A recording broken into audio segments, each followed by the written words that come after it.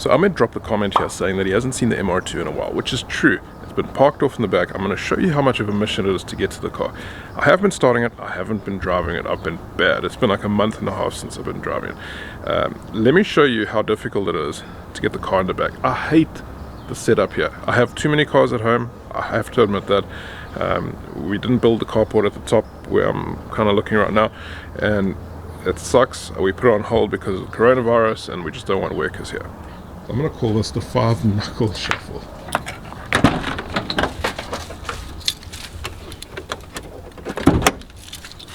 Alright, first connect the battery.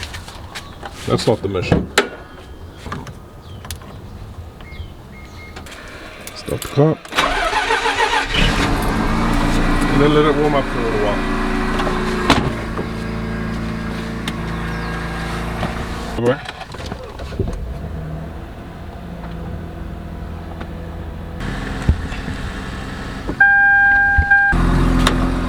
We take this thing. Come on, Revcon, I saw you wanting to come on.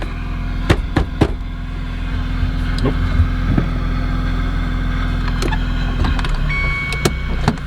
Been running for like 4 minutes, the heat gauge hasn't moved. Hey, rev counter, come on!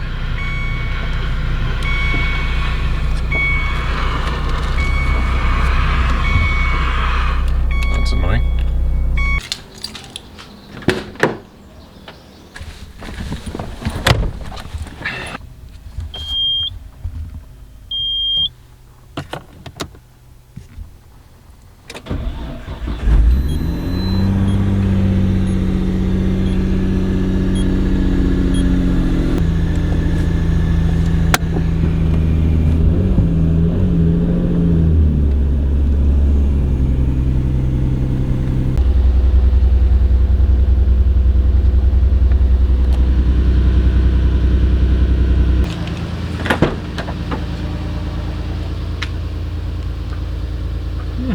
Still looks fresh. Doesn't smell fresh.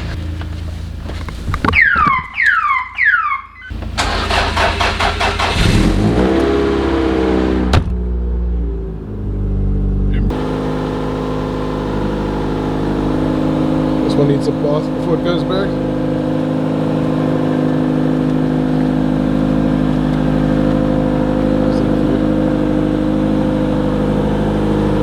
How epic is this shot?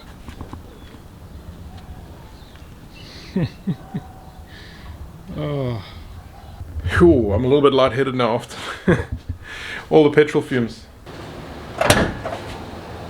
Sort out the boot just trunk if you guys are watching from America. All the linings back in, this little trunk thing. Okay. Close it now because I'm up to something. Let me show you what I want to do. Oh, and I've left the badge off purposely because I think I might close it up. I was looking at old Super Coup's cars on Instagram and he's closed both of them up. I think it looks pretty wicked. Otherwise I've got to put in that shitty, it's really ugly, that thing. That's not cool. I mean there is something, Gary Dixon, old YouTube friend of mine, he did show how to DIY on how to remove this and replace it with like a better looking version, but it's such a mission, such a small part, and it looks better without. So I don't know, I'm going to think about it for a couple of days. Why are we looking over here though? Because this is shit. I want to cover this up. Okay, that's where the old aerial is. There's no need for an aerial, especially if it's a race car. So what I'm going to do, I'm going to use the same concept that I did in the front of the car. And I'm going to run this underneath. This is the aluminium mesh, right? Aluminium mesh with some fiberglass bond underneath, and then on the top will be Bondo. I don't know what to do here with the camera angles because I'm going to be working from underneath here. You can't see anything anyway because, yeah. And then here, well, you can't see anything. So what I'll do, no point in doing a time lapse so you guys can just see the finished product. But here's the mesh. The mesh is going to go on the underside. I've got some fibro gel. This is fiberglass gel. Stinks. While I'm waiting for that fibro gel to dry, I've been meaning to do this for a little while. On the first gear, I want to put some gauges in here. I've got a lot of stuff. We'll go through it in a second, and I just need to decide what I'm going to do. But first of all, I need to cut a template.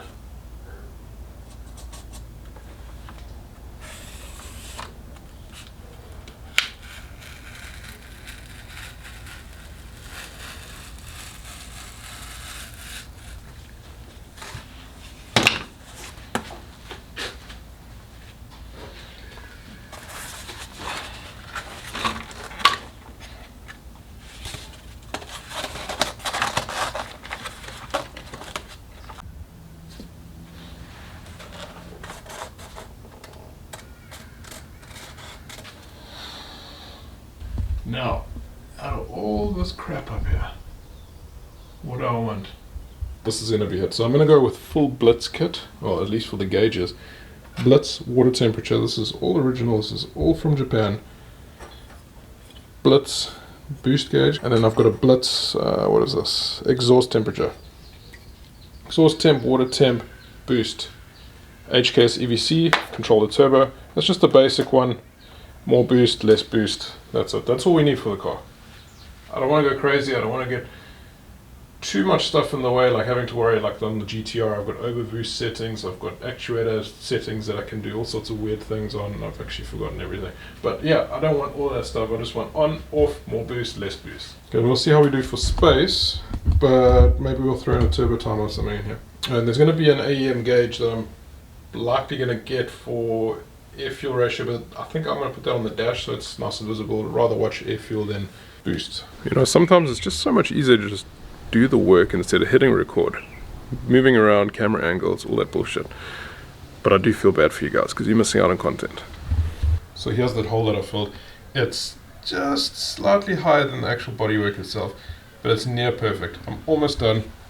A little bit more to do, a little bit more to sand here, and then it's great. Then I decided, let's do it. Screw it. Let's cover up that thing. That thing is ugly. Move over to that. Pretty sure I said in the last little portion, but fibro gel with hardener on the aluminium mesh, which goes on the underside, and then body filler. This is body filler or Bondo.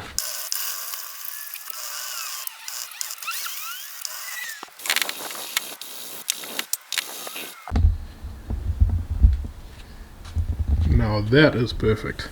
And then this one, almost there. It's like a slight ridge. I'm actually so stoked on how hard this is. So this aluminium mesh, coupled with the fibro gel on the underneath and the Bondo on the top, strong, strong, strong.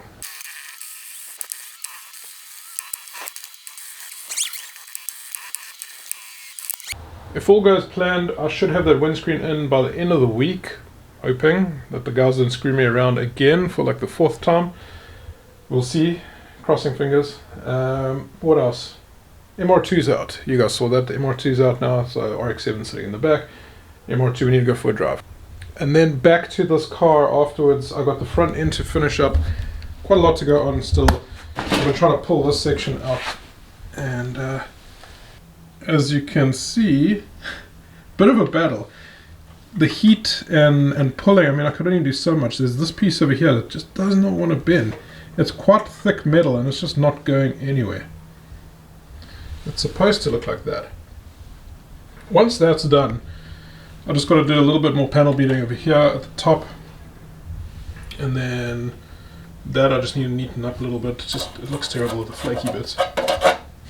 And then it's mostly straight, like just there. I just need to straighten that piece up. It's not going to take me long to do. And then same over here, just these little edges. Straighten that up. I mean, that's quick stuff. Pair of flat pliers, easy. Getting there. Fortunately, it was just this side that was really mangled. Other side of the car, near perfect, because the bottom was fine. So the impact was on this side, and it hit quite hard over here, and it broke there only. The rest of this side is perfect. It was just the radiator support that got messed up. And then a little bit where the light goes, I've just been bending it back. I need to push it up a little bit more outwards. Subframe, everything, the cross members, everything is okay. It's not bent, it's not straight. There's no crumble points, there's no creasing on the A-frames. I mean, there was a little bit of rust. But look here, generally you'd have like this whole section be broken and cracked around here. There's like pressure points over here. Nothing, everything's fine. No issues anywhere. Nothing on that side either. But it was enough impact for passenger bump, airbag and steering wheel airbag to go off. And then I was told that it rolled down a bank and it crashed into a gate. But if it rolled down the bank, crashed to the gate, I don't know. Don't your airbags go off and need pressure on the seat for them to actually go off? Also, doesn't the car need to be on? I don't know. After that, all I know is it sat in Mafeking for a very long time gathering red dust. Rear seats are semi-clean. I still need to spend a little bit more time, but they've been disinfected though with Dettol or Savlon, whichever one of the two that I used. So it smells a lot better. It doesn't smell like rat piss anymore. It smells like a hospital now. That's it for the video. Thank you so much for the support as of late. You guys are awesome. Lots of support on my other platforms too, TikTok, Instagram, etc. That's it. We'll see you in a few days. Cheers, boys.